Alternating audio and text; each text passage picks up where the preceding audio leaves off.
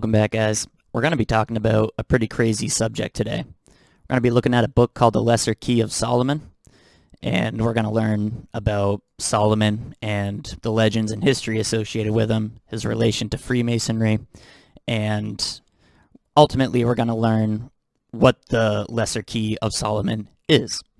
This will make sense after we go through some of the background. We're going to look in our Bible and our Bible dictionary for definitions of Solomon, the Masonic Bible as well. We're going to talk about an emerging field of science that is counter to particle physics. So this is like some of the ideas proposed by Tesla, that creation is caused by sound, frequency, and resonance, right? Those are the fundamental forces of creation. And we're going to tie this modern emerging field of science to the Lesser Key of Solomon, because ultimately, I think what this is about is manipulating reality through the invisible forces around us, through the sound, frequency, and tons of other things. And I'm starting to think this is a very real thing, very real science. This is an example of that fallen angel intelligence, that fallen angel technology, described in the Book of Enoch. It's invocation, convocation, witchcraft, sorcery, magic, whatever you want to call it.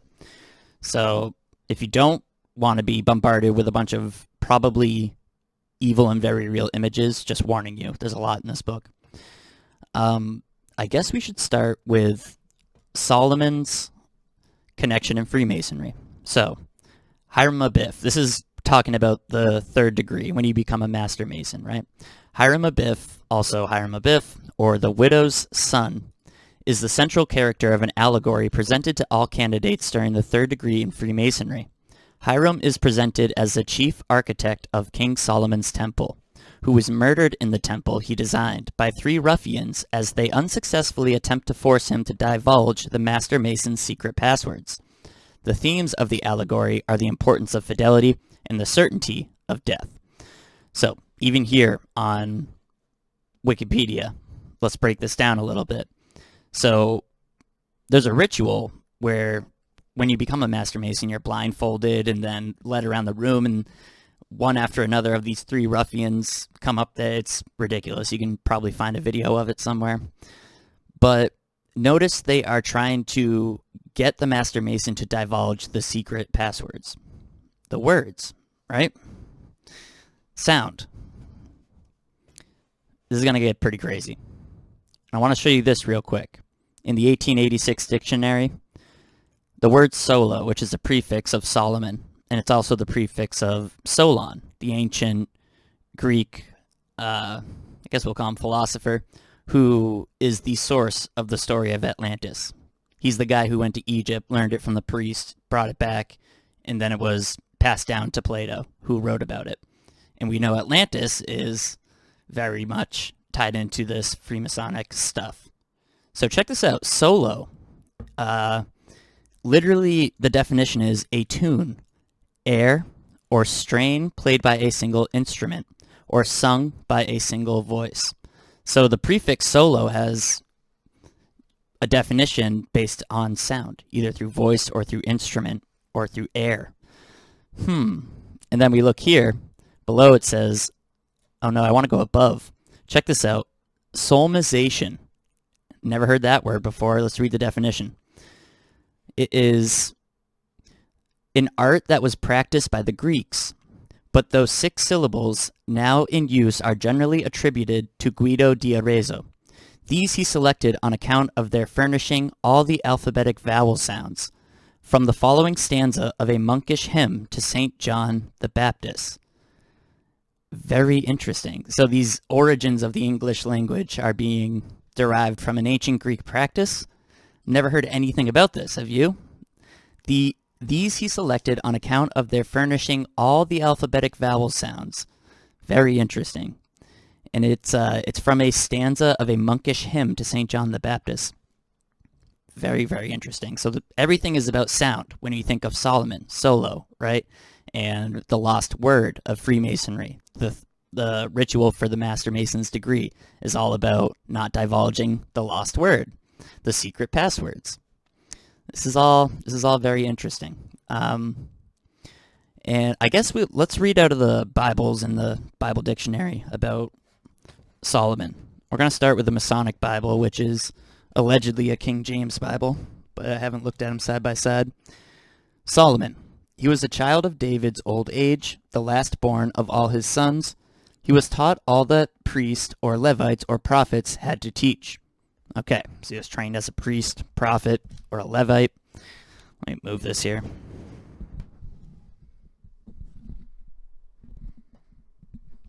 Okay. What else we got? He was furnished for the kingly calling, and Solomon found himself, by his father's death, the sole occupant of the kingdom of Israel, one of the great monarchies of the East.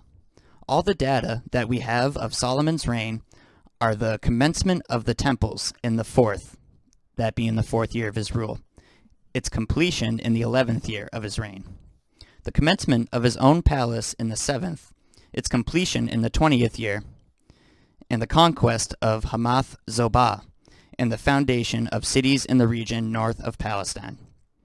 Interesting. That's all it says about Solomon in the Masonic Bible. I have a feeling those numbers might be some sort of code.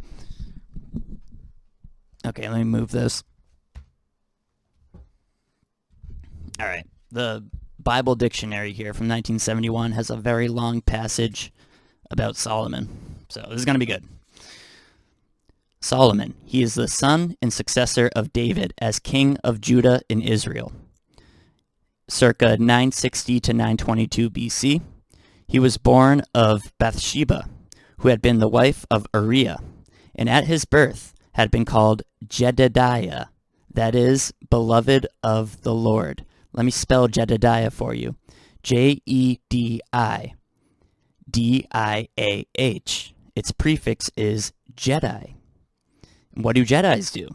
They harness the Force. And what is the Force? It's an invisible phenomenon that they, through practice, learn to control, and they can use it to manipulate reality. Very interesting. His succession to the throne was not easy. Solomon had an important rival in Adonijah, the eldest son of David, who was counting on the support of Joab, general of David's army, and Abiathar the priest. Bathsheba, with the assistance of Nathan the prophet, of Zadok the priest, and Benaiah, head of the personal guard of the king, intervened with David, reminding him of his promise to leave the throne to Solomon. Adonijah wished to force the will of the old king by anticipating his designation with a ceremony of enthronement, but David was warned in time by Nathan. David decided for Solomon and gave instructions that he should be immediately anointed king by Zadok. The new reign was started with revenge. David left to Solomon the task of settling some accounts which he, for one reason or another, had failed to settle. Joab was executed, as was Shimei, the man who had insulted the king while he was fleeing Jerusalem. Solomon also lost no time in liquidating his rival Adonijah, something like that, and in replacing the priest Abiathar, who had supported Adonijah with his faithful priest Zadok. While even before he had Joab executed, he appointed Benaiah as commander-in-chief of the army. Continues. Solomon reaped the fruits of the seeds David had planted in riches, power, and splendor. All David's military exploits and political maneuvers now paid off. With Solomon's reign, Israel reached a summit of glory she was never more to enjoy throughout her history. The description of Solomon's reign in 1 Kings 3-10 is full of admiration and enthusiasm. The negative aspects from the religious point of view are left for 1 Kings 11. But other equally negative aspects were to come to the fore immediately after the death of Solomon. Solomon is above all presented as a wise king and judge. The celebrated judgment of Solomon has parallels in all ancient literature, and so must not be taken as history. Interesting. Not to be taken as history. This is a Catholic book. It does, however, illustrate Solomon's characteristics of perception and wisdom in the exercise of his judicial function, which cannot be denied. That word perception is very interesting. The wisdom tradition of Israel venerates Solomon as its most illustrious representative and patron, and has placed under his name some of its most important writings. 1 Kings 5, 9 through 14 gives concrete information on the personal culture and creativity of Solomon with his surpassing wisdom. Also a very interesting word, creativity. Now, in Genesis, when you trace that word, the etymology of the first lines of Genesis, and where it says God is creating, separating the waters below from the waters above, it says he's doing it through his word. Some Bibles will say wind, but its translation is the word of God. God used his word to create everything. Very interesting. Okay, let's continue. According to this laudation, he composed 3,000 proverbs and over 1,000 songs. Remember the prefix solo from the 1886 dictionary, meaning basically to sing, right? To make noise with voice or instrument. Very interesting. He composed 3,000 proverbs and over 1,000 songs. I think we're going to be looking at some of that today. People came from all nations to hear Solomon discourse. Solomon undoubtedly wanted for his kingdom the splendor of the culture of the time, and the wisdom that was, on the other hand, so intimately connected with the organization of the kingdom. Solomon did honor to his name, which is derived from shalom, meaning peace. His was an interregnum between the wars of conquest of his father and the wars of survival of his successors. The earlier half of his reign was fortunate in that neither of the great world powers, Egypt and Assyria, was stirring. Solomon could therefore concentrate on international trade as well as administration. He substituted for the old tribal organization a new distribution of people and territories according to criteria that were inspired by the necessities of his political and fiscal administration. During his administration, the kingdom achieved the boundaries that were to remain, but an ideal and an aspiration for successive reigns. That Judah and Israel lived in security, every man under his vine or under his fig tree, from Dan to Beersheba, as long as Solomon lived. That's from 1 Kings 5:5. What emerges in sharp detail from the account is the development of commerce and industry, and the building of enterprises of the king. Very interesting as well. The creation of industry. So the two themes we're getting so far out of Solomon is sound and creation. You see? Ultimately, I think what we're talking about here is some of this fallen angel intellect that was not meant to be given to us. Okay. He substituted for the old tribal organization a new distribution of people. I think we read that. Okay. What emerges in sharp detail from the account is the development of commerce and industry and the building of enterprises of the king. He imported horses and chariots from Egypt and Cilicia, and mustered a force of 1,400 war chariots and 12,000 horses, which he distributed in the chariot cities and near the capital, Jerusalem. With the collaboration of Hiram, Solomon built a fleet of Ezion-Geber to set up commercial relationships with Ophir. Those must be boats. At Ezion-Geber, the copper of Arabah. At Ezion-Geber have been found the ruins of the foundry set up by Solomon to process the copper of Arabah. Solomon maintained regular commercial contact, above all, with Arabia.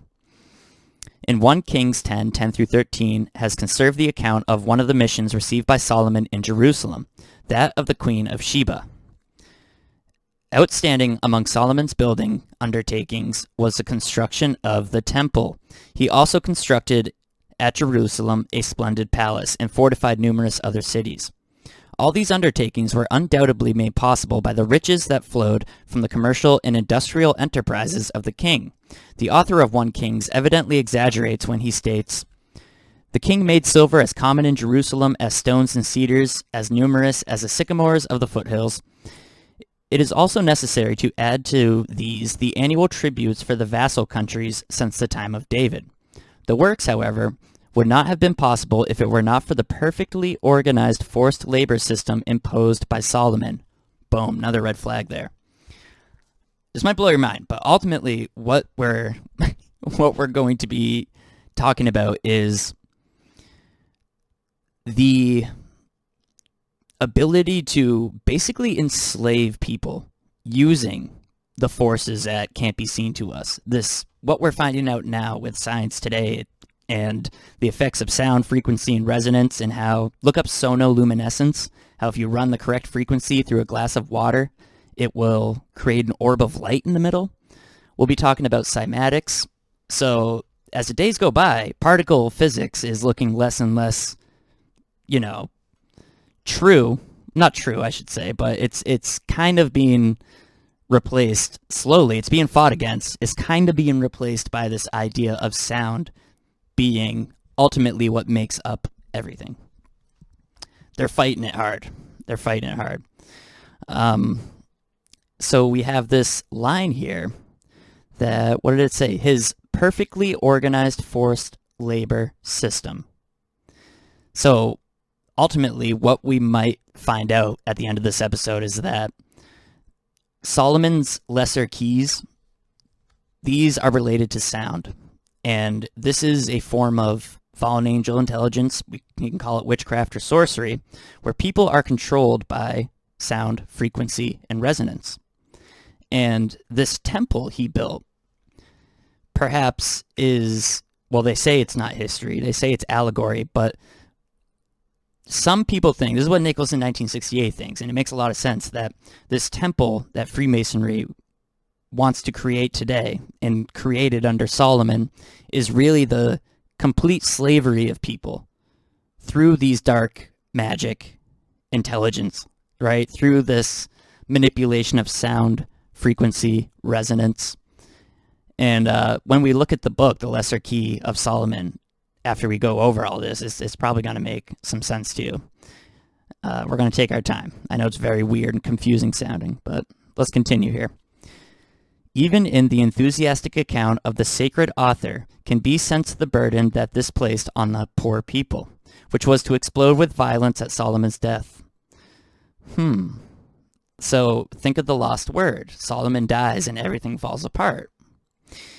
When Rehoboam went to Shechem to take over the kingdom of Israel, he heard them say, "Your father put on us a heavy yoke. If you now lighten the harsh service and the heavy yoke your father imposed on us, we will serve you." Rehoboam refused the request, and so Israel and Judah came to a split that was to last until the end of both kingdoms, 722 BC and 587 BC. The reign of Solomon brought to conclusion the assimilation of the Israelite monarchy to the Oriental type of monarchy of neighboring countries. Solomon drew especially on Egypt to give his kingdom effective administration. Nor did he hesitate to gather to himself a harem which in number and quality showed the splendor of his reign. He had 700 wives of princely rank and 300 concubines. This is an obvious exaggerated account, but it fits easily into the enthusiasm of the description of the preceding chapters. However, the author passes a very negative judgment on this point on account of its deleterious effects on the religious order of things. Okay, so now in Kings, they're going to talk about the decadence under Solomon. I see.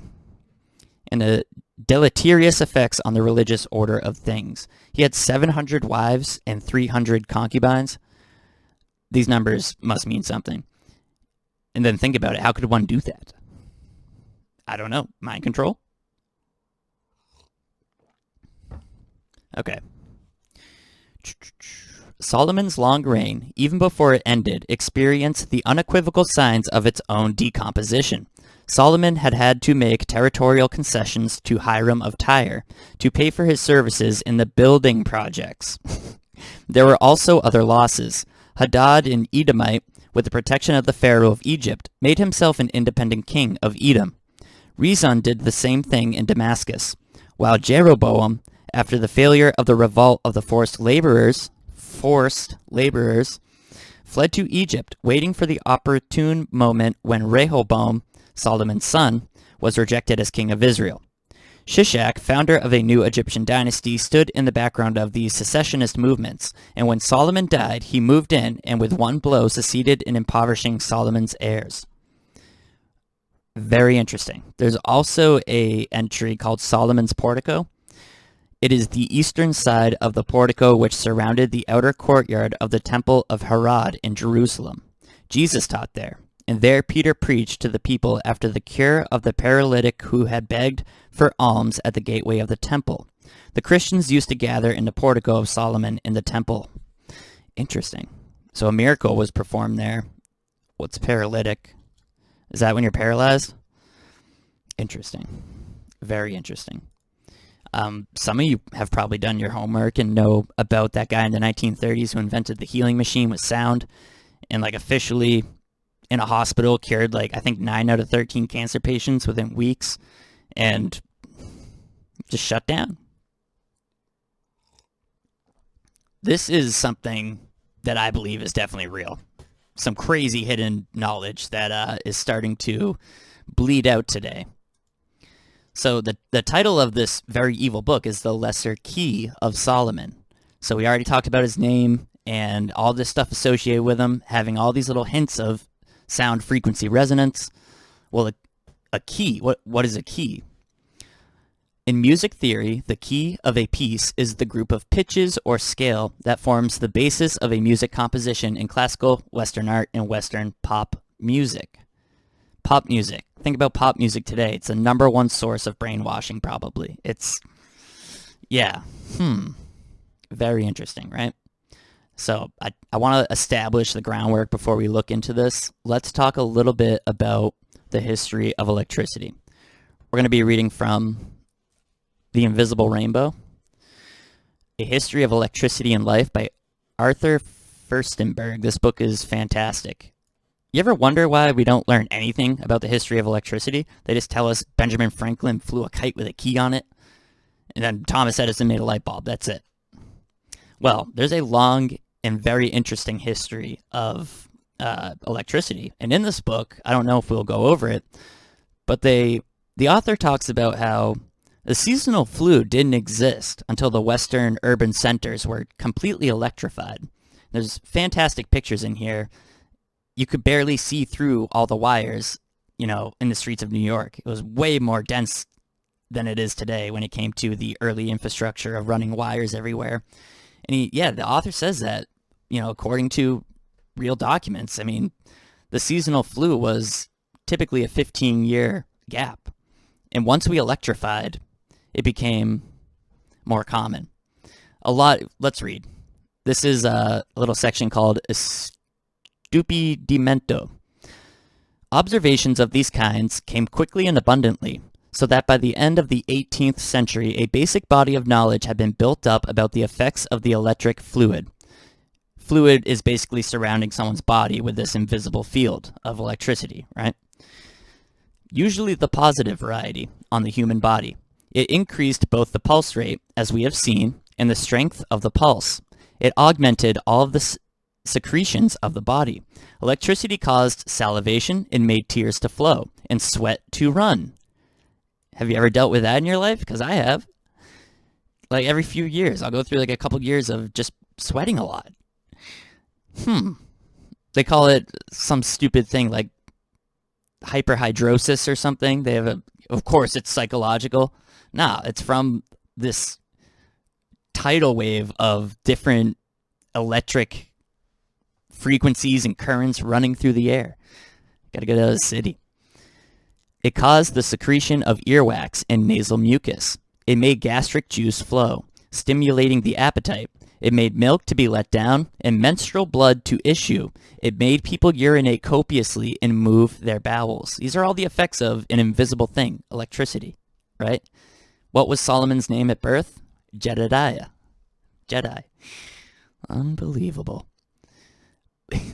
Then he changed his name to a name specifically about sound. Most of these actions were useful in electrotherapy and would continue to be so until the early 20th century. Other effects were purely unwanted. Electrification almost always caused dizziness and sometimes a sort of mental confusion, or estupidimento, as the Italians called it. It commonly produced headaches, nausea, weakness, fatigue, and heart palpitations. Sometimes it caused shortness of breath, coughing, or asthma-like wheezing. It often caused muscle and joint pains and sometimes mental depression. Although electricity usually caused the bowels to move, often with diarrhea, repeated electrification could result in constipation. Are you seeing what's going on here? Like every symptom, every basic average ailment, sickness, disease. These are all the symptoms of them. There's a table we're going to read. Electricity caused both drowsiness and insomnia. Humboldt, in experiments on himself, found that electricity increased blood flow from wounds and caused serum to flow copiously out of blisters. Gerhard divided 1 pound of freshly drawn blood into 2 equal parts, placed them next to each other, and electrified one of them. The electrified blood took longer to clot.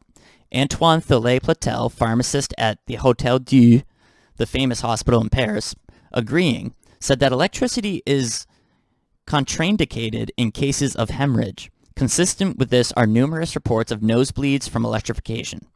Winkler and his wife, as already mentioned, got nosebleeds from the shock of a Leyden jar. In the 1790s, Scottish physician and anatomist Alexander Monro, who is remembered for discovering the function of the lymphatic system, got nosebleeds from just a 1-volt battery.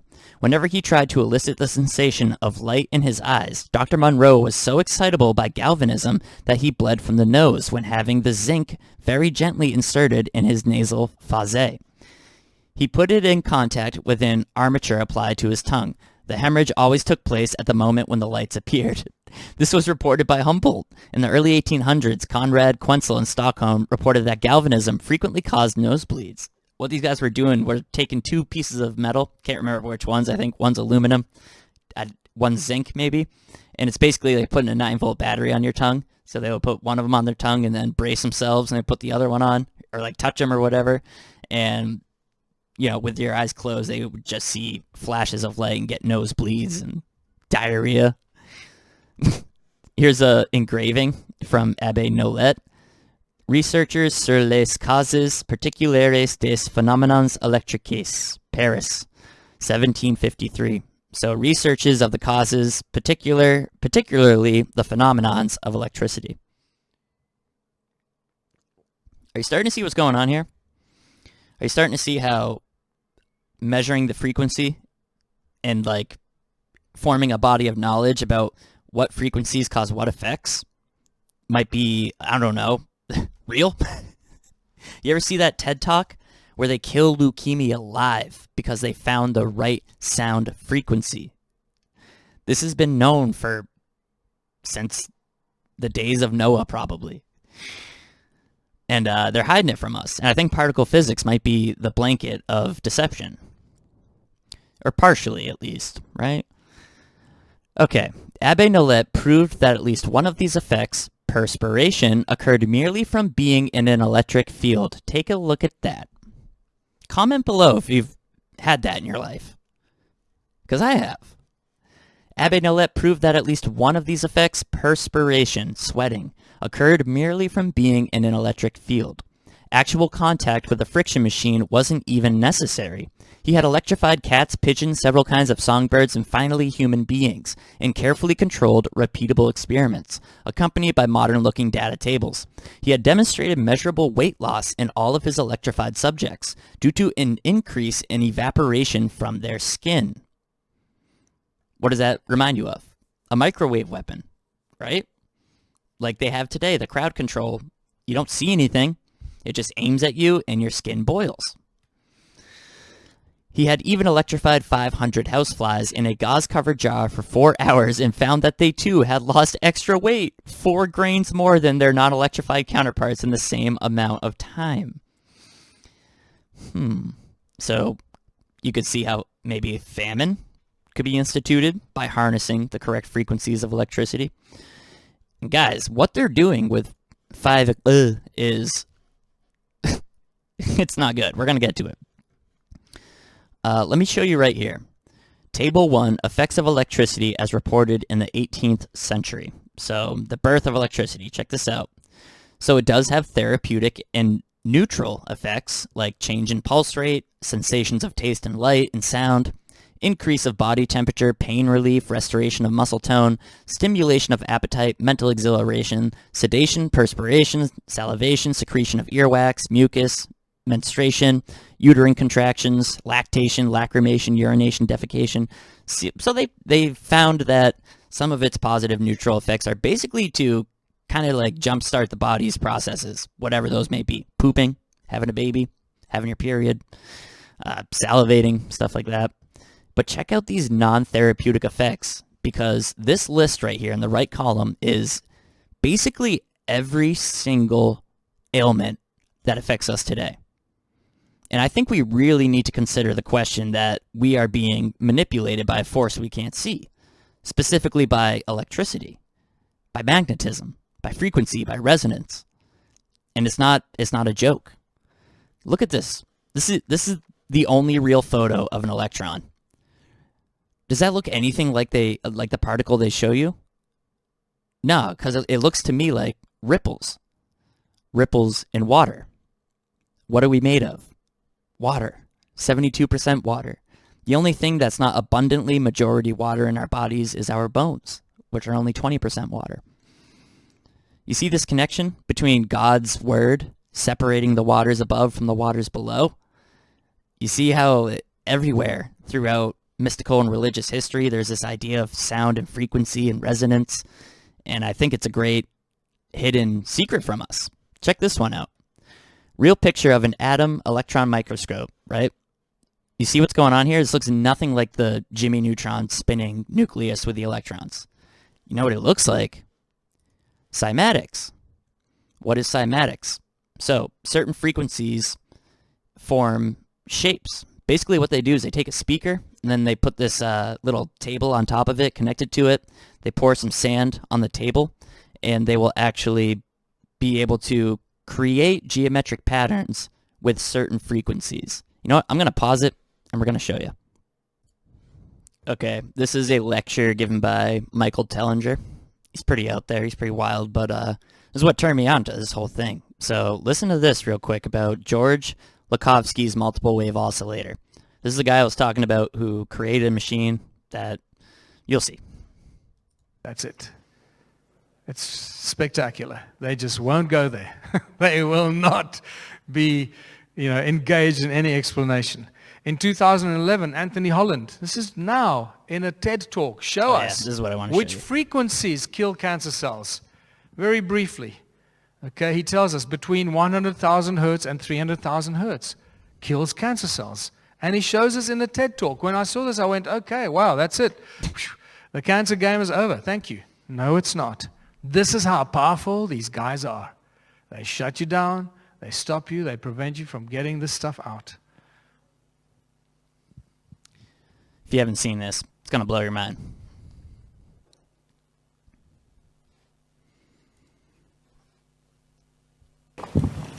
It's a real TED Talk. These are the first videos taken. We showed these videos to our friends in the biology department. They said they hadn't seen anything quite like it. Seems to be a new phenomenon. These organisms are being shattered by our electronic signals. This is a harmless organism, almost friendly, a little blepharisma. And normally they're very fast swimmers, but when you approach a frequency to which they are vulnerable, they begin to slow down, then they stop, and then they begin to disintegrate within about 3 minutes. So first we attack pancreatic cancer. Take a good look at this slide, because the next one will look quite different. After we treat these cells, they change their shape and size, and they begin to grow long, rope-like structures out the sides. They look something like antennas. I call them bioantennas for biological antennas. It's as if the cancer cells are trying to tune into our signal. We now know that cancer is vulnerable between the frequencies of 100,000 hertz and 300,000 hertz. So now we attack leukemia cells. Leukemia cell number 1 tries to grow a copy of itself, but the new cell is shattered into dozens of fragments and scattered across the slide. Leukemia cell number 2 then hyperinflates and also dies. Leukemia cell number 3 then tries to make another cancer cell. The new cell is shattered and the original cell dies. You got the gist of that. Okay, so the next part I want to show you is the relation between geometry and sound. And this is through cymatics. We'll demonstrate a little of that as well, but check this out. This is going to blow your mind. How sound manifests We're being lied into to so bad. toroidal fields, toruses, torus shapes like that. And this is why every time our heart beats, it creates a very powerful toroidal field around our bodies. And because sound Just does like not the stand magnetic still field and around the sound Earth. moves, that claim. moving sound that creates a toroidal field around our body creates a magnetic field, and that moving magnetic field creates an electromagnetic field around our bodies, all because of our bloody beating hearts. Isn't that beautiful? And then you got to ask yourself, what makes your heart beat? And doctors have no answers for that. The toroidal shape of sound. We're now starting to understand how every sound, the letters of the alphabet, the vowels, and even the consonants all have toroidal shapes. Everything manifests in a toroidal field. You cannot get away from it. And then the toroidal field of sound becomes a scalar weapon and turns into scalar technology and a scalar tool. And even color manifests in toroidal shapes and toroidal fields, toruses. Color, because every color has a frequency to it, and every frequency has a sound to it. Light, every light frequency has a sound frequency attached to it, and therefore it is also a torus.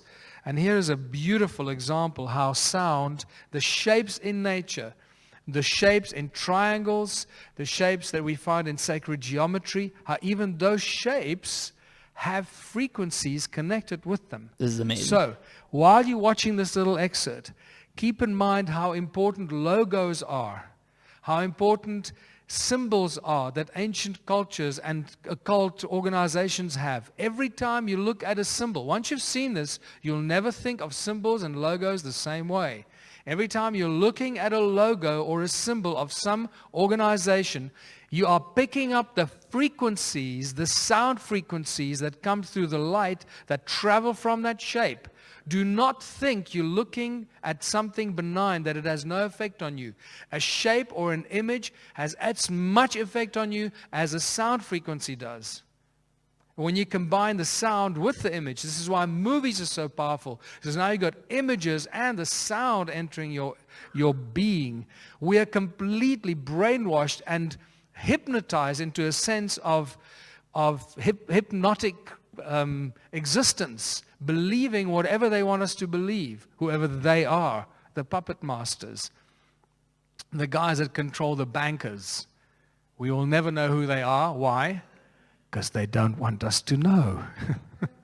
It's that simple. If the sheep farmer doesn't want to know, if the sheep doesn't want his sheep to know what TV channels he watches at night, the sheep will never know what TV channels our farmer watches at night. It's that simple. So this is a great little documentary that my friend Eric Rankin, who lives in Laguna Beach, I see him every year when I go to the United States because he runs a lovely radio show in Laguna Beach, so we do lovely interviews on his radio show, and he did this amazing documentary. I really recommend you watch his whole thing. It's about 30 minutes long. It's fantastic. Sonic geometry, but this is just a little taste of it. It's going to blow your mind. As an experiment, let's take a look at the numbers found in basic geometric shapes, then apply those numbers as vibration cycles to hear the tones they produce. First, let's listen to what the 180 total degrees contained in a triangle sound like.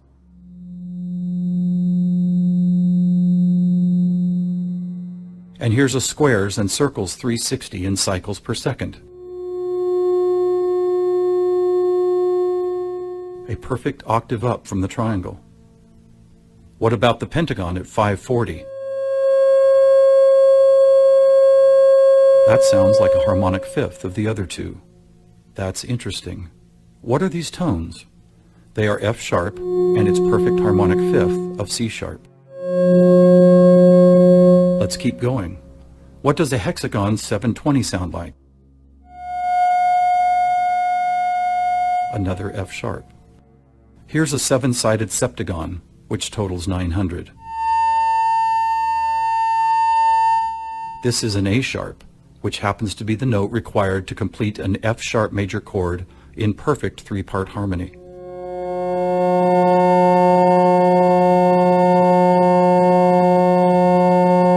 And finally the octagon, where we get 1080, another C sharp. Suddenly, geometry is expressed by tones, and these tones just happen to create the most beautiful form of music, a perfect 3-part major chord in the key of F sharp.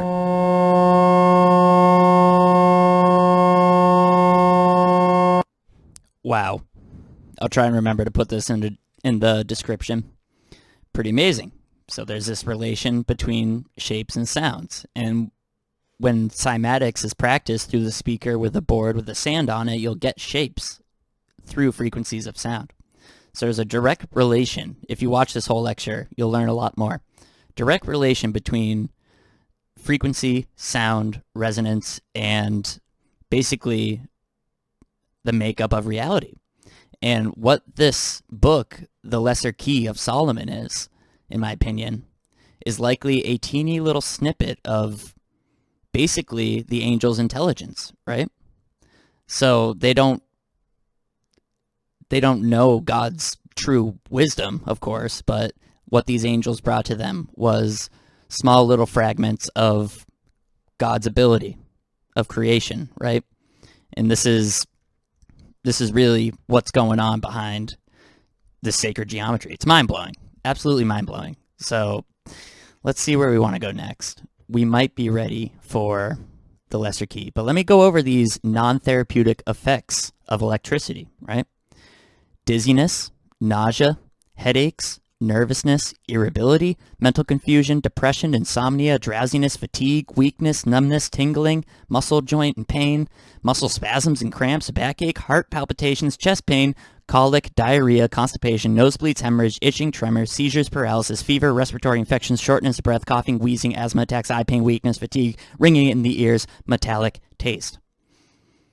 These are all side effects of being inside an electric field. This was science from the 1700s, late 1700s. By the turn of the century into the 1800s, this was established as the effects of electricity. And what we have here is literally every ailment that affects us today. So you can see where having this knowledge of sound, resonance, electricity, all of this, hidden frequency and resonance information, you can see how having this knowledge could potentially create an entire industry of sickness. It's mind-blowing, I know.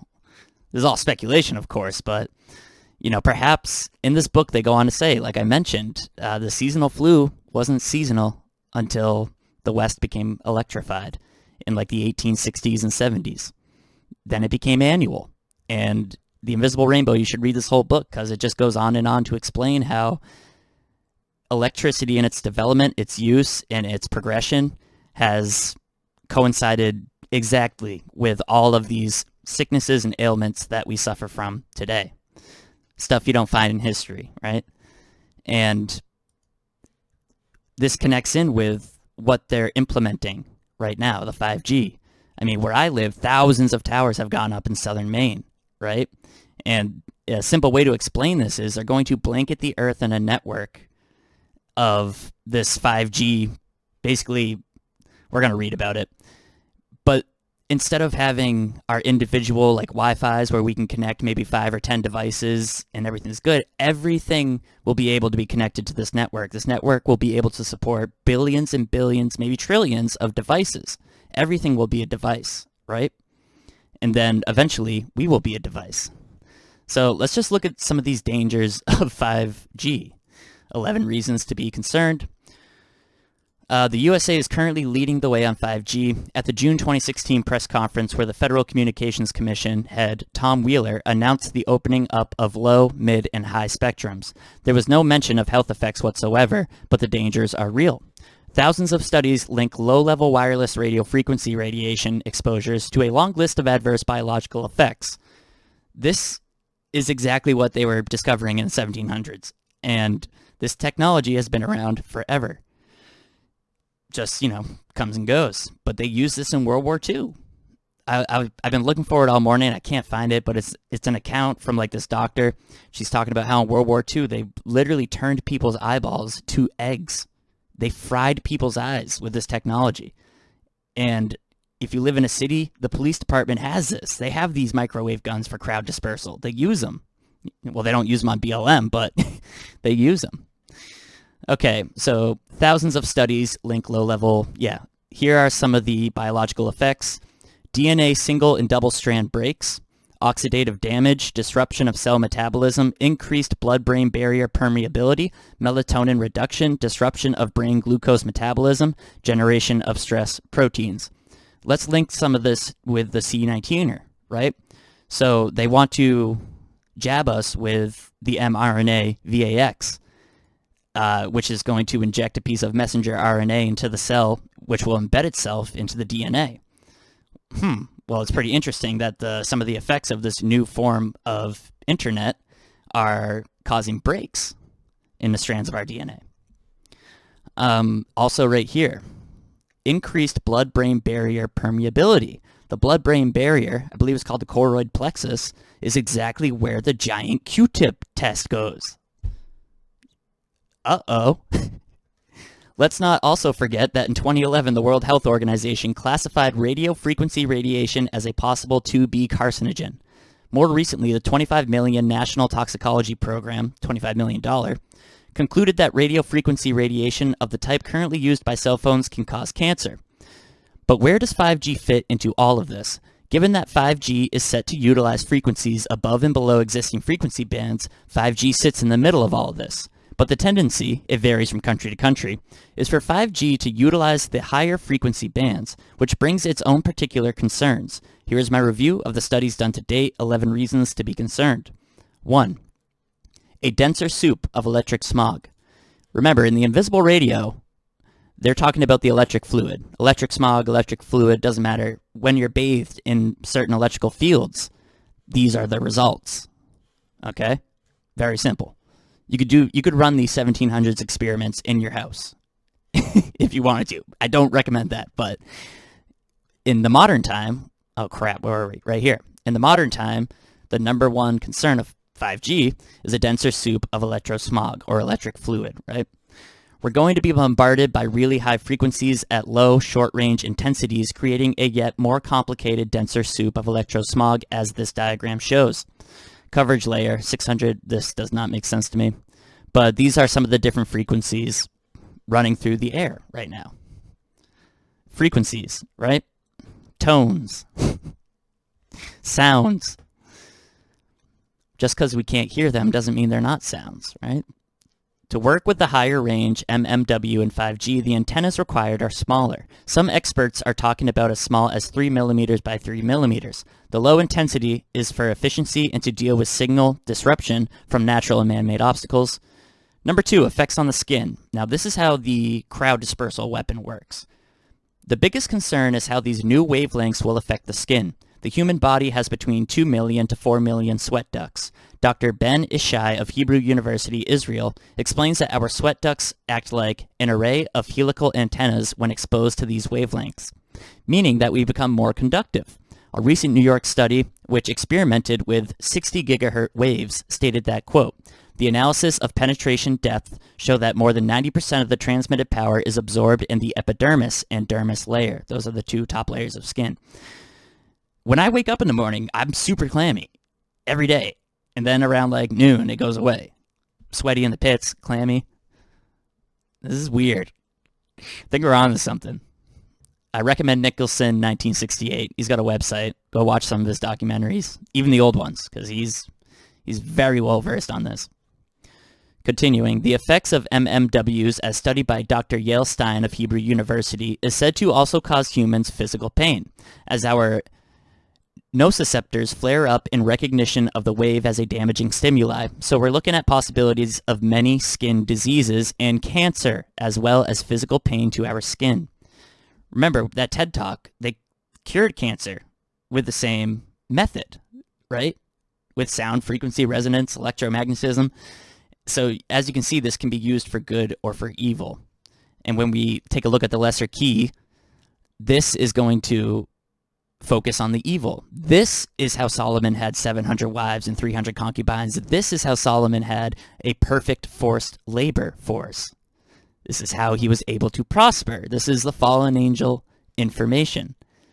In the book of Ephesians, I think, they refer to Lucifer as the prince of the air. The prince of the air.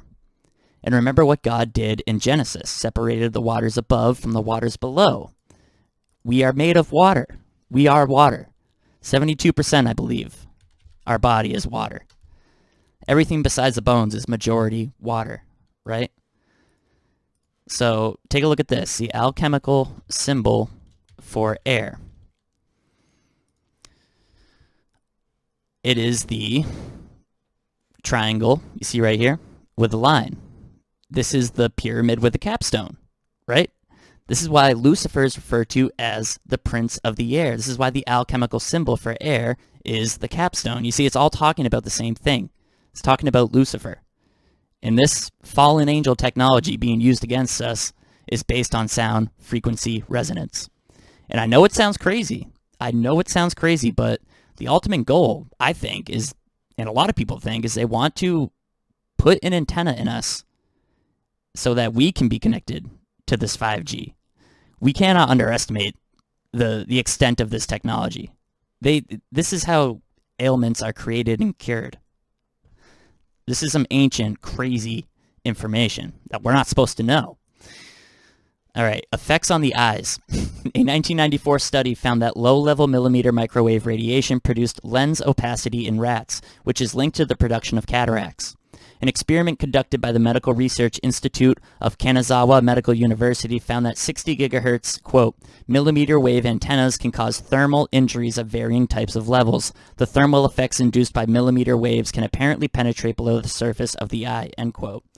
This thermal injury is the burning one would feel if they were at the other end of one of these crowd dispersal millimeter wave weapons. A 2003 Chinese study has also found damage to the lens epithelial cells of rabbits after 8 hours of exposure to microwave radiation, and a 2009 study conducted by the College of Physicians and Surgeons in Pakistan conclude that EMFs emitted by a mobile phone can cause derangement of chicken embryo retinal differentiation. 4. Effects on the heart. A 1992 Russian study found that frequencies in the range of 53 to 78 gigahertz, that which 5G proposes to use, impacted the heart rate variability, an indicator of stress in rats. Another Russian study on frogs whose skin was exposed to millimeter waves found heart rate changes, arrhythmias. 5. Immune system effects. A 2002 Russian study examined the effects of 42 gigahertz microwave radiation exposure on the blood of healthy mice.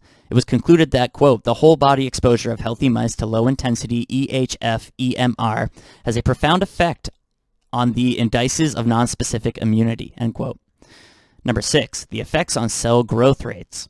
A 2016 Armenian study observed millimeter waves at low intensity mirroring the future environment brought about by 5G. Their study conducted on E. coli and other bacteria stated that the waves had depressed their growth as well as, quote, changing properties and activity, end quote, of the cells.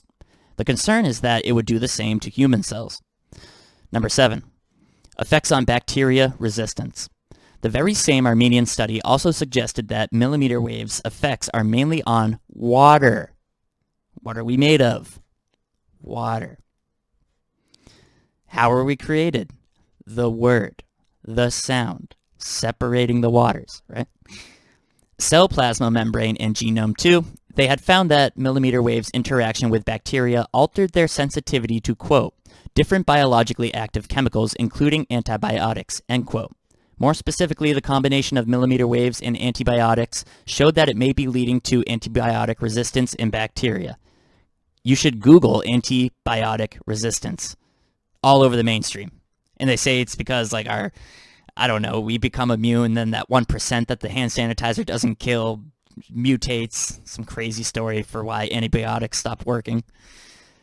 This groundbreaking finding could have a magnum effect on the health of human beings as the bandwidth is rolled out nationwide. The concern is that we develop a lower resistance to bacteria as our cells become more vulnerable. We become more vulnerable. Number 8, effects on plant health. One of the features of 5G is that the millimeter wave is particularly susceptible to being absorbed by plants and rain. What are plants made of? Water. Even more so than us. Most plants are like 99% water, I'm pretty sure. Like veggies and fruits and stuff. One of the features of 5G is that the millimeter wave is particularly susceptible to being absorbed by plants and rain. Humans and animals alike consume plants as a food source. The effects that millimeter waves have on plants could leave us with food that's not safe to consume. Think genetically modified organisms on steroids. The water that falls from the sky onto these plants will also be irradiated. A 2010 study on aspen seedlings showed that the exposure to radio frequencies led to the leaves showing necrosis symptoms. Lucifer, Prince of the Air, the Prince of the Force is unseen. The Jedi Knight, the Master Jedi, right? The Force is Lucifer, fallen angel intelligence. Another Armenian study found that millimeter waves of low intensity, quote, invokes peroxidase isoenzyme spectrum changes of wheat shoots, end quote. Peroxidase is a stress protein existing in plants. Indications are that 5G will be particularly harmful to plants, perhaps more so than to humans. It already is. I was looking at pictures today of these 5G towers in the UK, and just the grass and plants is all around it are dead. Literally half of trees, the half facing the 5G antenna is dead, and the other half of the tree is alive. It's ridiculous. They're lighting them on fire in Europe, all over the place. They're scrubbing that from the internet. But yeah, at least like 25 5G towers have been set ablaze, I think. Number 9, effects on the atmosphere and depletion of fossil fuels. Implementation of the 5G global wireless network requires the launching of rockets to deploy satellites for 5G. These satellites have a short lifespan, which would require a lot more deployment. I don't care about satellites. 10, disruption of the natural ecosystem. Since the year 2000, there have been reports of birds abandoning their nest, as well as health issues like, quote, plumage deterioration, locomotion problems, reduced survivorship, and death, end quote, says researcher Alfonso Balmori. Bird species that are affected by these low levels, non-ionizing microwave radiation, are the house sparrows, rock doves, white storks, collared doves, magpies, among others. But it's not just the birds. The declining bee population is also said to be linked to this non-ionizing EMF radiation. It reduces the egg-laying abilities of the queen, leading to a decline in colony strength. Speaking of bees, now you understand how bees make hexagons in their honeycomb through sound, by emitting a frequency from their wings when they flap. If you watch the Michael Tellinger presentation, their wings, the flapping of their wings is not causing them to fly, believe it or not. They're flying because of a resonance, a sound, a reaction. You gotta look into it. You gotta watch that Michael Tellinger thing. I'll try to put it in the description. But that resonance from their wings is what creates those perfect hexagons, right? So, I mean, to sum this up before we get into the book, basically what they're trying to do is get us all connected, turn us into devices. And that's not far-fetched, guys. We've looked at this, especially on the old channel. Hold on. Let me find it. We've looked at this a million times. The types of applications that are being invented and what their purpose is, it's ridiculous. Here we're looking at the patent for the implantable quantum dot microneedle VAX delivery system. Basically, it's like a Band-Aid with these dissolving spikes in it. And on the tip of those spikes can be anything from organic material to antennas. And we also look at, the Bill Gates patent where he wants to create a cryptocurrency system out of the body. This is real. It's patent 666 too. How funny is that? Title, Cryptocurrency System Using Body Data Activity. Microsoft patent.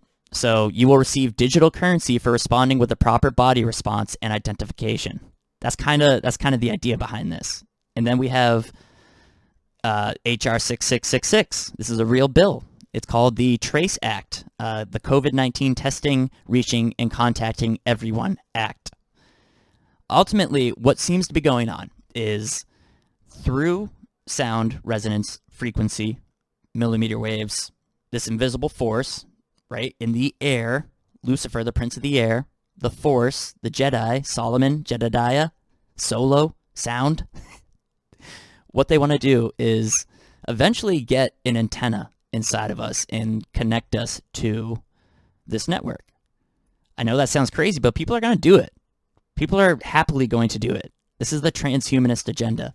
And ultimately, the goal of the transhumanist agenda, which comes from all the same suspects, is to create a hive mind. Yeah, that sounds crazy, I know, but that's exactly what Solomon did. Is he used sound and frequency to control the minds of the people. And this has been going on. There are countless exposés, declassified documents. The whole purpose of television was to manipulate the mind, program the mind, that's why they're called programs, with sound, frequency, etc. Look it up. That's the whole point. So like when you think about pop music and stuff, it's all for mind control, and it works, and it's real. This is why Lucifer is the prince of the air. Prince of the forces we can't see, right? So ultimately, remember the alchemical symbol for air as well is a triangle with a line dividing the capstone. Remember that, right? So ultimately, the goal of this symbol, the goal of these societies and what we're living through right now is to basically control everything, is to gain access into everybody's body, everybody's God-given body. And for them, they are looking for a different way to reach eternity. They want to live forever. And they're going to do it through technology. And they're going to bring along as many people and deceive as many people as they possibly can. I know this all sounds crazy. Believe me, I know it all sounds crazy. But all over the world, they're establishing this global network, creating the Internet of Things, talking about injecting us with quantum dot microneedle technology, with cryptocurrency body data activity, and this, TRACE Act where they want to basically get everybody connected onto the system. And this is what it's leading towards a hive mind controlled ultimately by Lucifer, the prince of the air, controlled by forces we can't even see, forces that they've hidden from us, that have remained occult, hidden from the eye, O-C, right? Ocular, occult. So they've hidden this from our eye. And we're an hour in, and I think we can finally take a look at this, right? This is all very crazy, I know. The Lesser Key of Solomon, Goetia, the Book of Evil Spirits. We can see there's a representation of, this looks like the Tetragrammaton, the 4 words for God, and then a horned guy with sun rays. This book was published, in Chicago, USA, by Dr. L.W. De Lawrence, member of the Eastern Order of Sacred Mysteries. This book refers to ceremonial magic. It contains 200 diagrams and seals for invocation and convocation of spirits, necromancy, witchcraft, and black art.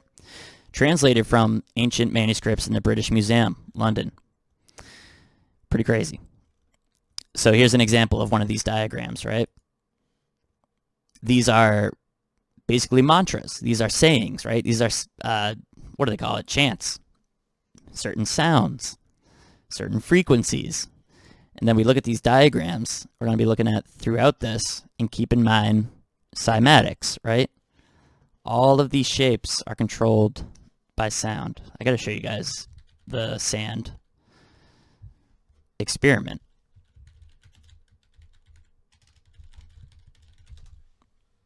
And then we will look at the book, I promise. Check this out. File with the help of an expert. Or classic. Almost. Classic double commercial. And it's advertising transhumanist stuff.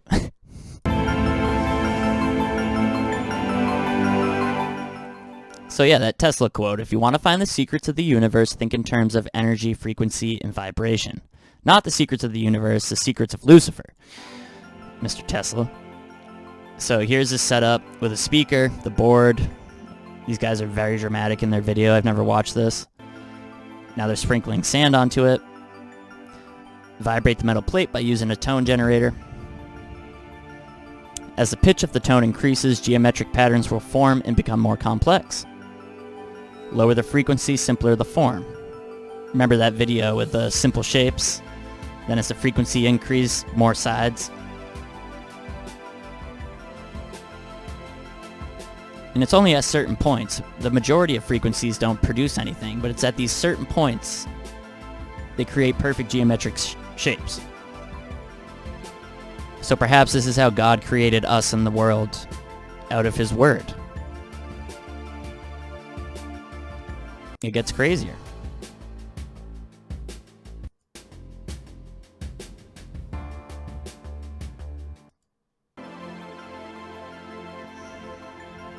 Right now we're at 4,671 hertz. Look at that. It's pretty wild. Look at that all CNI going on.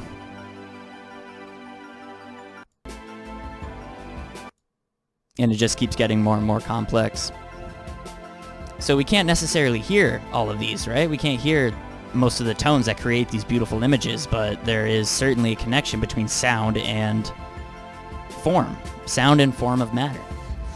Pretty wild, right? So we go back to the lesser the lesser key of Solomon, and you know, they're referring to these keys, these frequencies, in my opinion. So look at this. We have this crazy Ouroboros, and these are invocations and convocations in the ancient Hebrew script, right? And this looks exactly like the sand, you know, of cymatics, almost. And these as well. This is such hidden occult knowledge, like, but I believe personally that this is some of the representations of certain sounds, certain frequencies that can be used to manipulate the mind, to control the mind even. And when I look out my window, all I see is mind-controlled people, so perhaps they should stop listening to the radio, stop listening to modern music.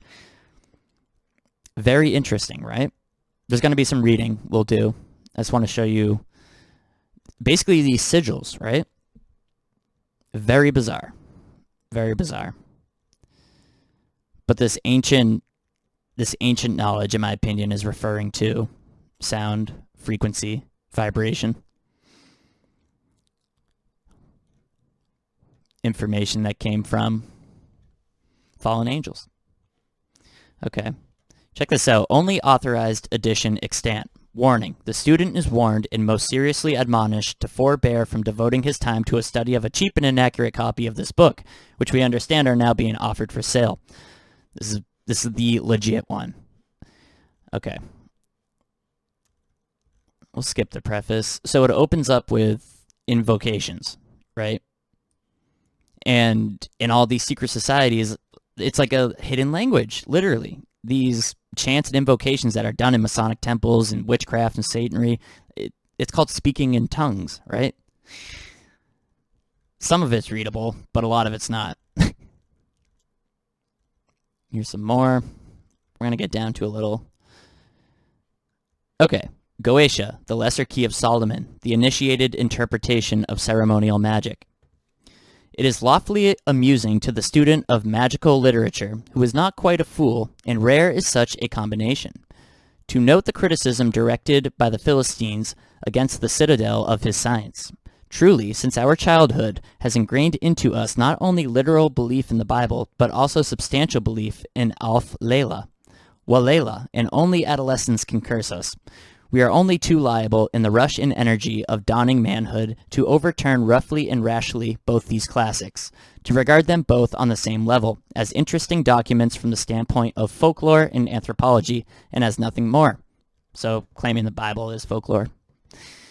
Even when we learn that the Bible, by a profound and minute study of the text, may be forced to yield up Kabbalistic arcana of cosmic scope and importance, we are too often slow to apply a similar restorative to the companion volume, even if we are the luck holders of Burton's veritable edition. So you can see how all of their science, it ultimately is tied into Kabbalism and the Talmud that we talked about. To me, then, it remains to raise the Alf Layla wa Layla into its proper place once more. I am not concerned to deny the objective reality of all magical phenomenon. If they are illusions, they are at least as real as many unquestioned facts of daily life. And, if we follow Herbert Spencer, they are at least evidence of some cause. Now, this fact is our base. What is the cause of my illusion of seeing a spirit in the triangle of art? The triangle. Every smarterer, every expert in psychology will answer, that cause lies in your brain. English children, pace the Education Act, are taught that the universe lies in infinite space. Hindu children in the Akasa, which is the same thing. Those Europeans who go a little deeper learn from Fichte that the phenomenal universe is the creation of the ego. Hindus or Europeans studying under Hindu gurus are told that by Akasa is meant the Chittakasa. The Chittakasa is situated in the third eye, i.e. in the brain. By assuming higher dimensions of space, we can assimilate this fact to realism, but we have no need to take so much trouble. This being true for the ordinary universe, that all sense impressions are dependent on changes in the brain, we must include illusions, which are after all sense impressions as much as realities are, in the class of phenomena dependent on brain changes. So he's kind of establishing there's not a difference between illusion and reality, according to their beliefs. Magical phenomenon, however, come under a special subclass since they are willed, and their cause is the series of real phenomena called the operations of ceremonial magic. That's a pretty bold paragraph. Magical phenomena, however, come under a special subclass since they are willed, brought into existence by man. And their cause is the series of real phenomena called the operations of ceremonial magic. So the lesser key, these consist of 1. Sight, the circle, square, triangle, vessels, lamps, robes, implements, etc. 2. Sound, the invocations. 3. Smell, the perfumes. 4. Taste, the sacraments. 5. Touch, see number 1. 6. The mind, the combination of all these in reflection on their significance. So part of the ceremonial magic is sound, smell, things we can't see, right? These unusual impressions, 1 through 5, produce unusual brain changes. Hence, their summary, 6, is of unusual kind. Its projection back into the apparently phenomenal world is therefore unusual. Now, I think Crowley edited this book. I'm not positive. Or at least added to an edition, maybe not this one. But this is the whole point of their ceremonial ritual sex magic. This is the whole point of satanic ritual abuse. There is real phenomenon happening. They are invoking fallen angels. They can control people's minds. This is what MK Ultra was. This is what the Mockingbird media is. This is crazy. We are just bathed in electrosmog and ceremonial magic. It's awful. Okay. Herein then consist the reality of the operations and effects of ceremonial magic, and I conceive that the apology is ample, as far as the effects refer only to those phenomena which appear to the magician himself, the appearance of the spirit, his conversation, possible shocks from imprudence, and so on, even to ecstasy on the one hand and death or madness on the other. But can any of the effects described in this our book, Goetia, be obtained? And if so, can you give a rational explanation of the circumstances? Say you so.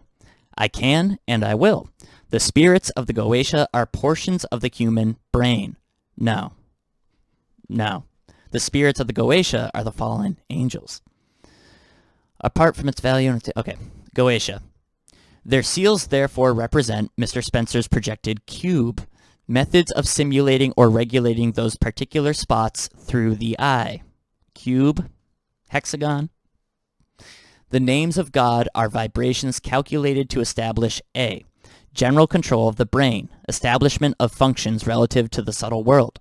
B. Control over the brain in detail, rank or type of the spirit.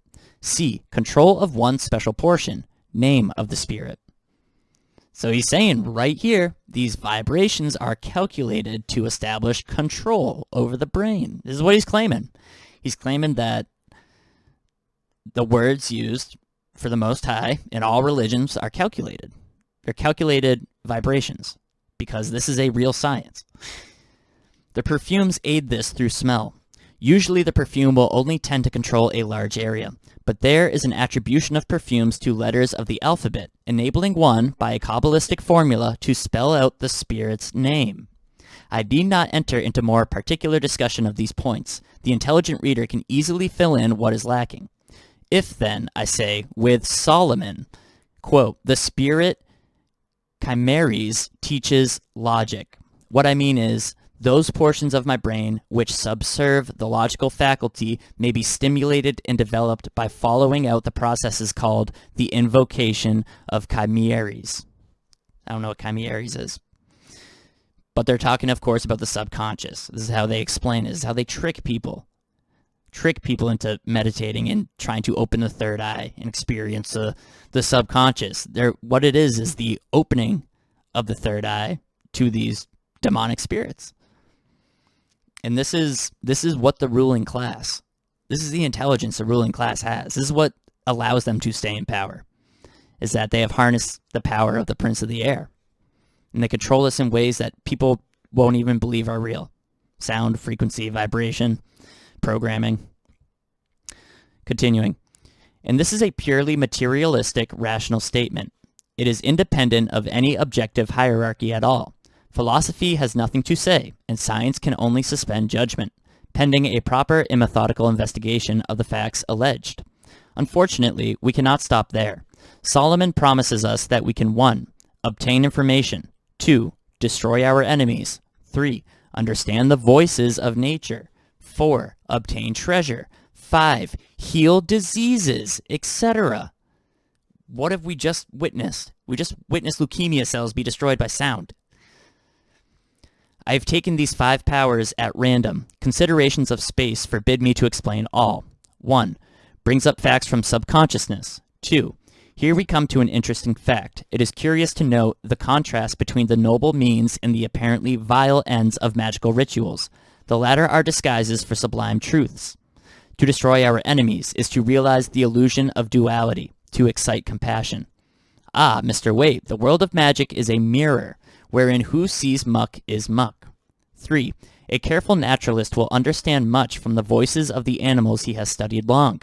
Even a child knows the difference of a cat's meowing and purring. The faculty may be greatly developed. Weird. 4. Business capacity may be stimulated. Basically, this is all cloaked in exoteric language. And even this is the first time I've ever read this. I'm having a hard time breaking through this to understand the esoteric. But we know, we do have a sense of what's going on here. 5. Abnormal states of the body may be corrected and the involved tissues brought back to tone in obedience to currents started from the brain. Currents, wavelengths, frequency. This is talking about healing through sound, through the correct key, through Solomon's key. You must sing a solo in the right key. Solomon's key. This is crazy. So for all other phenomena, there is no effect which is truly and necessarily miraculous. Our ceremonial magic finds down, then, to a series of minute, though of course empirical, physiological experiments, and whose will carry them through intelligently need not fear the result. Empirical, physiological experiments. Wow. I have all the health and treasure and logic I need. I have no time to waste. There is a lion in the way. For me, these practices are useless, but for the benefit of others less fortunate, I give them to the world, together with this explanation of and apology for them. There is a lion in the way. I trust that the explanation will enable many students who have hitherto, by a puerile objectivity in their view of the question, obtained no results, to succeed. That the apology may impress upon our scornful men of science that the study of the bacillus should give place to that of the baculum, the little to the great. How great one only realizes when one identifies the wand with a Mahalingam, up which Brahma flew at the rate of 84,000 Johannes a second for 84,000 Mahakalpas, down which Vishnu flew at the rate of 84,000 crores of Johannes a second for 84,000 crores of Mahakalpas, yet neither reached an end, but I reach an end.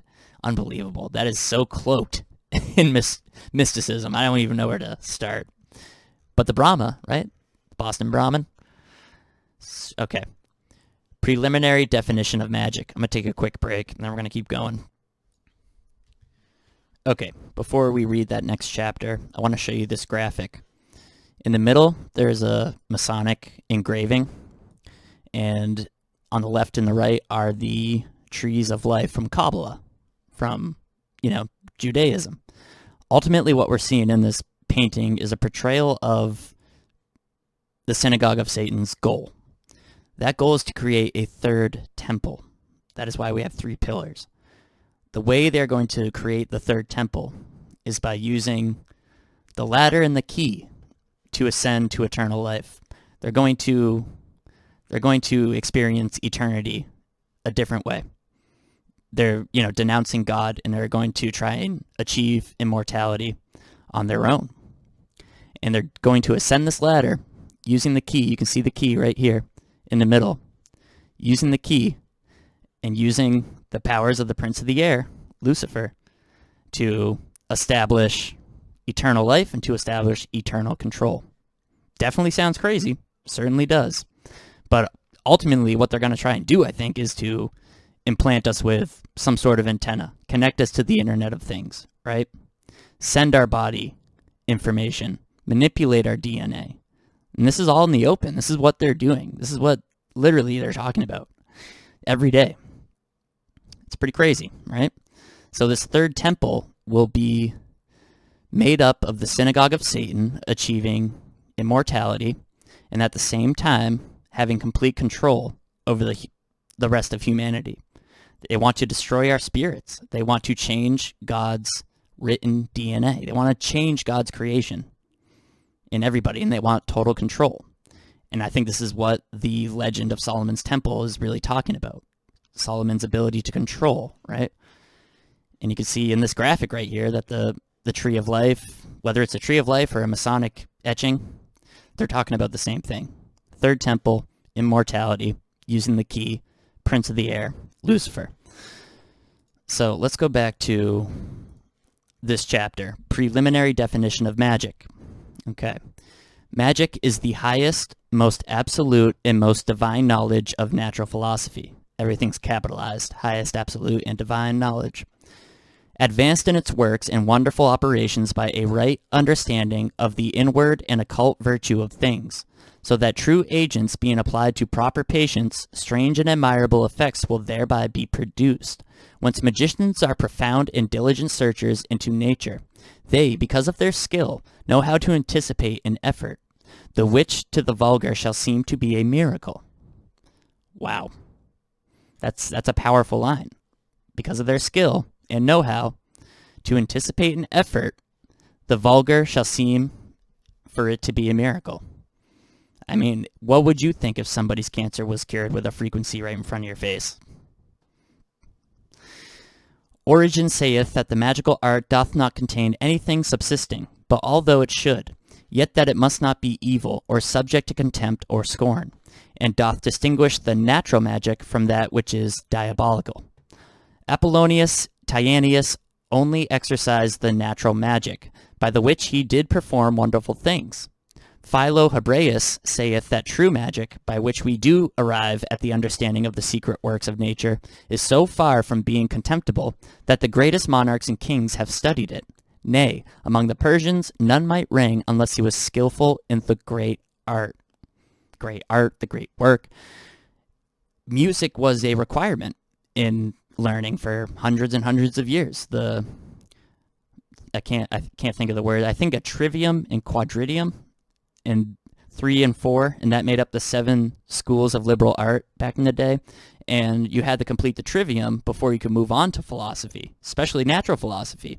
The trivium was music, astronomy, and I think math. So this has been practiced for a very long time.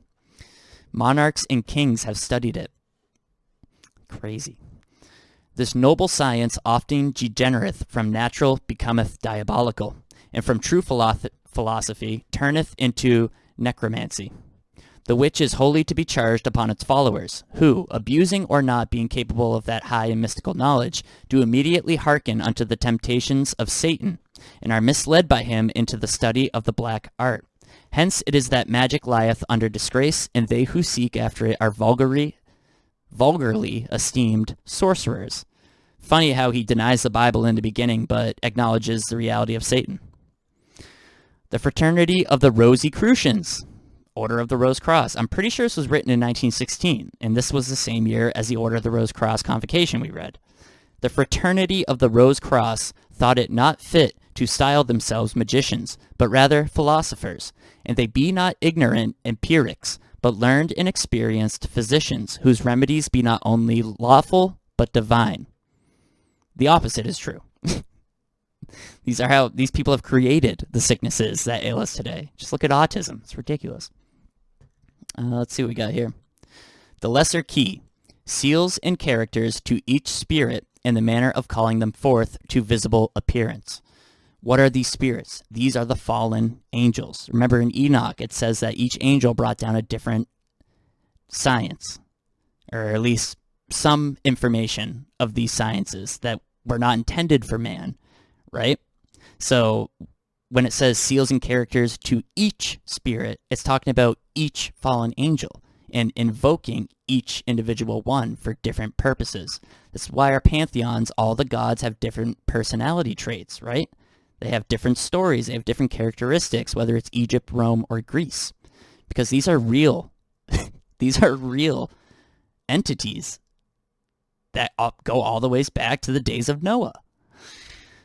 And they are very real, and they are invoked by the people that control us through Lucifer, through the power of the air, through the invisible forces, right? So, 1. The first part is a book of evil spirits called Goetia, showing how he bound up those spirits and used them in general things, whereby he obtained great fame. This is Solomon. 2. The second part is a book of spirits, partly evil and partly good, which is named Thiguria Goetia, all aerial spirits, etc. 3. The third part is of spirits governing the planetary hours, and what spirits belong to every degree, of the signs and planets in the signs, called the Pauline art. 4. The fourth part of this book is called Almadel or Solomon, which containeth those spirits which govern the 4 altitudes, or the 360 degrees of the zodiac. These 2 last orders of spirits are good, and to be sought for the divine seeking, and are called theurgia. Theurgy, right? We talk about this all the time. 5.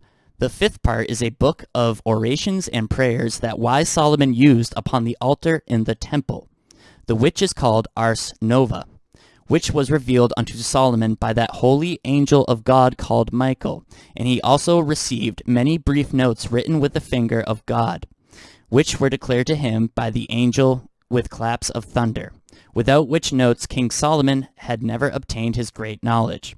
For by them in a short time he knew all arts and sciences, both good and bad. From these notes it is called the notary art, etc. Goetia. Let's scroll through. Well, we got some more numbered stuff.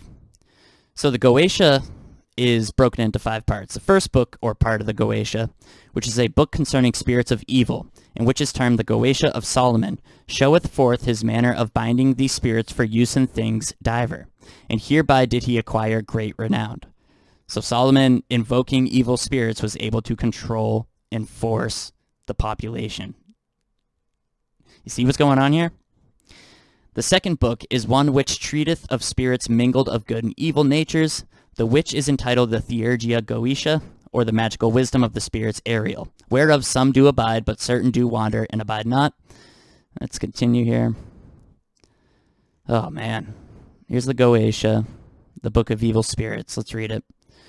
The key of Solomon, which contains all the names, orders, and offices of all the spirits that ever Solomon conversed with, together with the seals and characters belonging to each spirit, and the manner of calling them forth to visible appearance. In 4 parts. 1. The first part is a book of evil spirits called Goetia, showing how he... We already read this. What's going on here? Hold on. Okay. Let's get down to... see what else is going on here. We'll just go for some random. Let's see here. Okay. This is a random page. Number 35, Marcasius. The 35th spirit is Marcasius. He is a great and mighty marquis, appearing at first in the form of a wolf, having griffin's wings and a serpent's tail, and vomiting fire out of his mouth. But after a time, at the command of the exorcist, he putteth on the shape of a man, and he is a strong fighter. He was of the order of dominations. He governeth 30 legions of spirits. Legion, demons. He told his chief, who was Solomon, that after 1200 years he had hopes to return unto the 7th throne, and his seal in this to be made and worn as a lamen. 36. Stolas or Stolos. The 36th spirit is Stolas or Stolos. He is a great and powerful prince, appearing in the shape of a mighty raven at first before the exorcist. But after he taketh the image of a man, he teacheth the art of astronomy, and the virtues of herbs and precious stones. He governeth 26 legions of demons, and his seal is this, which is, etc. 37. The Phoenix. The 37th spirit is Phoenix. He is a great marquis, and appeareth like the bird Phoenix, having the voice of a child. He singeth many sweet notes before the exorcist, which he must not regard, but by and by he must bid him put on human shape. Then he will speak marvelously of all wonderful sciences, if required. He is a poet, good and excellent, and he will be willing to perform thy request. He hath hopes also to return to the 7th throne after 1200 years more. As he said unto Solomon, he governeth 20 legions of spirits, and his seal is this, which wear thou. So as you can see here, they're numbered definitions of all of these spirits. And remember in the beginning, the tables, right? So all of these spirits have certain chants, certain sound invocations, and they have certain shapes associated with those sounds and chants, right? This is pretty weird, guys. I think there's something to this, though. It's pretty wild. Look what we just turned to, the pentagram of Solomon. This is the form of the pentagram of Solomon, the figure whereof is to be made in Sol or Luna, gold or silver, right? Sun or Lucifer, and worn upon the breast, having the seal of the spirit required upon the other side thereof. It is to preserve thee from danger, and also to command spirits by colors. Circle and pentagram outlined in black, names and sigils within pentagram black also. Tetragrammaton in red letters. Ground of center of pentagram where Seleucin is written green. External angles of the pentagram where Abdia, Balaton, Haliza, etc. are written in blue. Even colors, like Michael Tellinger explains, even colors have frequencies. Frequencies affect us. The magic ring or disc of Solomon. This is the form of the magic ring, or rather disc, of Solomon, the figure whereof is to be made in gold or silver. It is to be held before the face of the exorcist to preserve him from the stinking sulphurous fumes and faming breath of the evil spirits. Color, bright yellow. Letters, black. The vessel of brass. This is the form of the vessel of brass wherein King Solomon did shut up the evil spirits. The seal in figure 160 was made in brass to cover this vessel with at the top.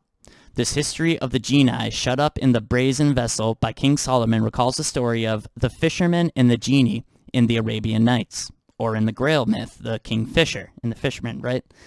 In this tale, however, there was only one genie shut up in the vessel of yellow brass, that which was covered at the top with a laden seal.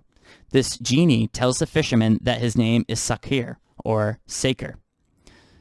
The secret seal of Solomon. Ooh. This is the form of the secret seal of Solomon, wherewith he did bind and seal up the aforesaid spirits with their legions in the vessels of brass. This seal is to be made by one that is clean, both inwardly and outwardly, and that hath not defiled himself by any women in the space of a month, but hath in prayer and fasting desired of God to forgive him all his sins. It is to be made on the day of Mars or Saturn, Tuesday or Saturday, at night at 12 o'clock, and written upon virgin parchment with the blood of a black cock that never trode hen. What? Note that on this night the moon must be increasing in light, i.e. going from new to full, and in the zodiacal sign of Virgo. And when the seal is so made, thou shalt perfume it with alum, raisins dried in the sun, dates, cedar, and lignum aloes. Also by this seal, King Solomon did command all the aforesaid spirits in the vessel of brass, and did seal it up with the same seal. He by it gained the love of all manner of persons, and overcame in battle, for neither weapons, nor fire, nor water could hurt him. Do you see what's going on here? The invoking of these spirits through sound, theurgy, resonance, frequency, cymatics, all this stuff. He by it gained the love of all manner of persons. He brainwashed them. He programmed the people to be servants. Remember the 30-second video I put up a few days ago where everybody is dancing with signs and face masks in Portland, Maine, celebrating their perseverance through the pandemic? Living in a completely false reality. Every day becoming slaves, more so, and not even realizing it. Just like Aldous Huxley, just like Rudolf Steiner, just like so many people have said. And this is done through the air. It's done through forces we don't see. Just like in Star Wars, it's done through television. It's done through sound and music, vibration, cell phones, 5G. Wow, this is crazy, dude. And Solomon gained the love of all people and overcame in battle, for neither weapons, fire, or water could hurt him. If sound can kill leukemia instantly, think about the depth of this knowledge and what could possibly be achievable with the right frequency, sound, etc. That is what this hidden key of Solomon, I think, really is, right? And this privy seal was made to cover the vessel at the top withal.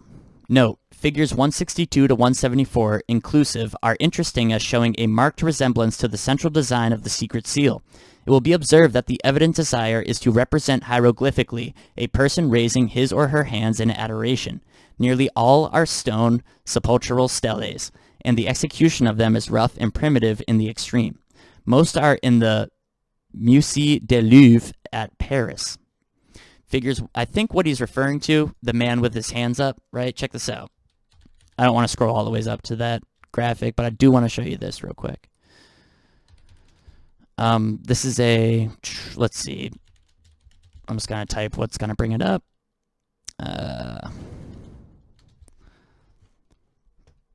Let's see if it comes up. You've probably seen this before, but it's a guy. There it is. Perhaps this is what they're referring to. The man with his hands up, reversed into the Star of Remphan, the seal. Maybe. Let's go back.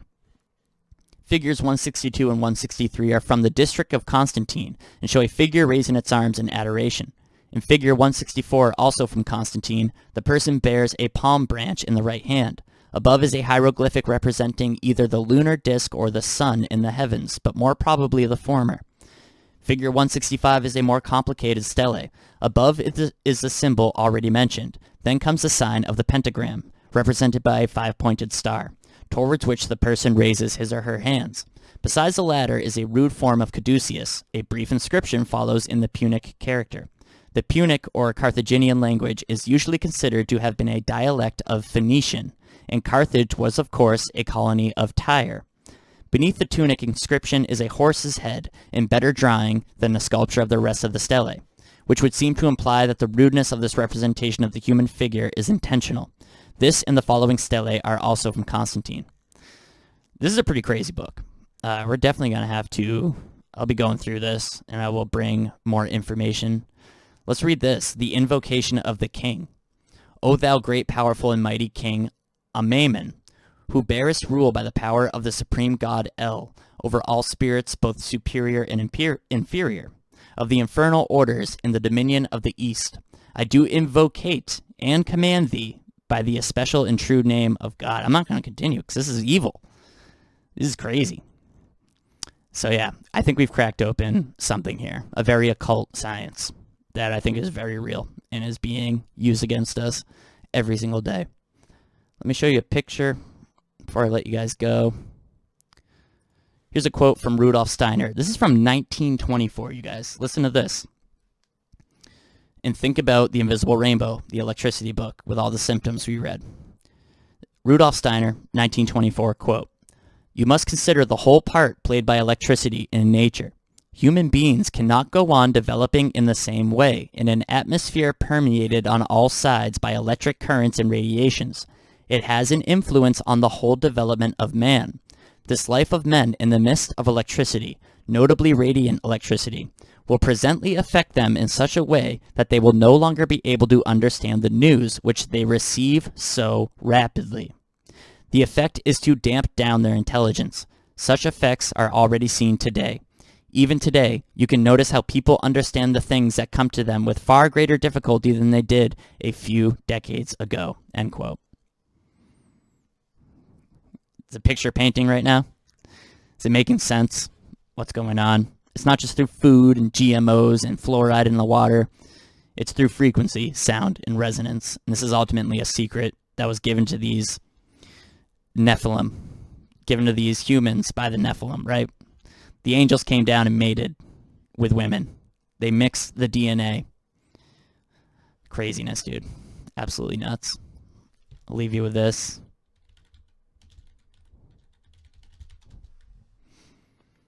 Nicholson, 1968. He's an expert on all this. Look it up. Once again, the symbol, alchemical symbol, which is one of these sciences that came from fallen angels. The symbol for air is the pyramid with the capstone, which of course is represented right here on the back of the dollar bill. Pretty crazy.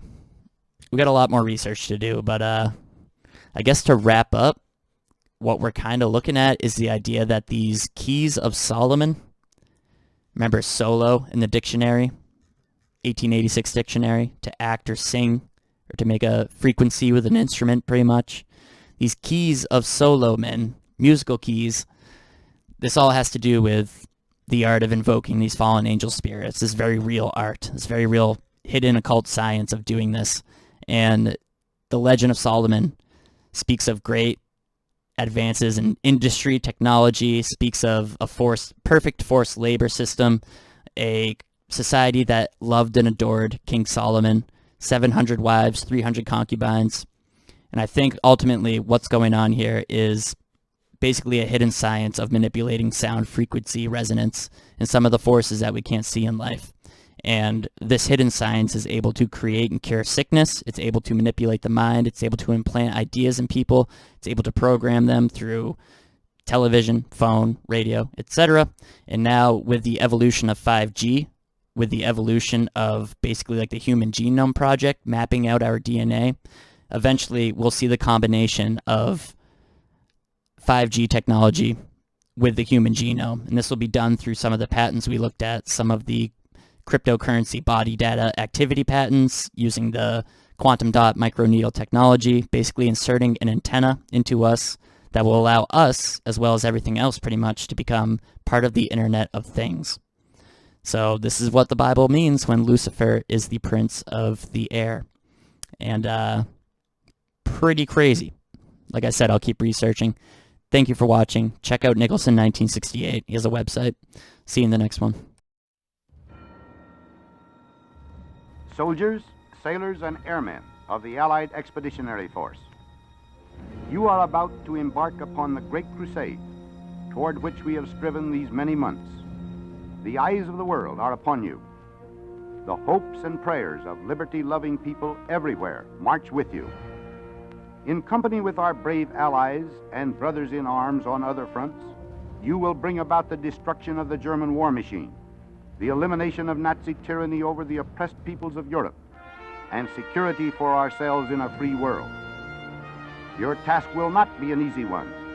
Your enemy is well-trained, well-equipped, and battle-hardened. He will fight savagely. But this is the year 1944. Much has happened since the Nazi triumphs of 1940, 1941. The United Nations have inflicted upon the Germans great defeats in open battle, man to man. Our air offensive has seriously reduced their strength in the air and their capacity to wage war on the ground. Our home fronts have given us an overwhelming superiority in weapons and munitions of war, and placed at our disposal great reserves of trained fighting men. The tide has turned. The free men of the world are marching together to victory. I have full confidence in your courage, devotion to duty, and skill in battle. We will accept nothing less than full victory. Good luck, and let us all beseech the blessing of Almighty God upon this great and noble undertaking.